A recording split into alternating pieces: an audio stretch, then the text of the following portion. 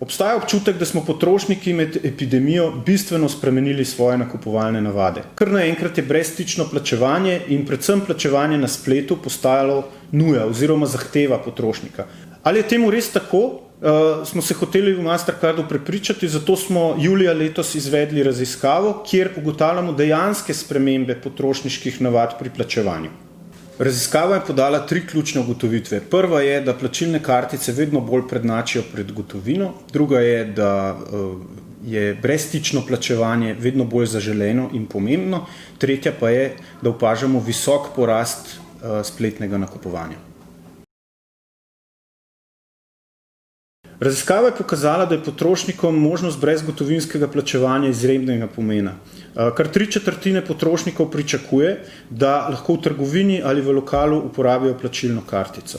85% vprašanih uporablja plačilno kartico vsaj enkrat do 2-krat na teden, medtem ko jo na spletu uporablja enkrat na teden vsaj 1/4.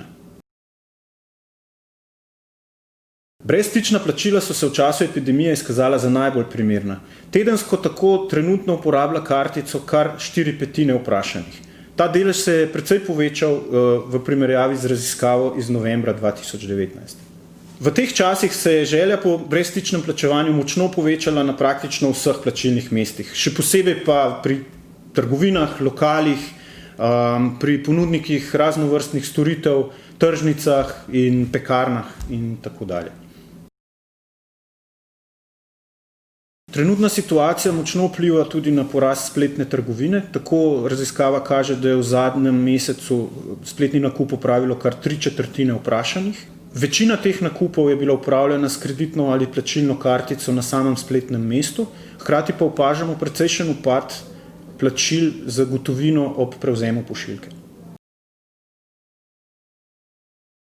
Kot odziv na pričakovanja potrošnikov pričakujemo, da bo tudi vedno več podjetij odreagiralo in da bodo selila svojo dejavnost iz tradicionalnih prodajnih mest proti spletnim prodajnim mestom.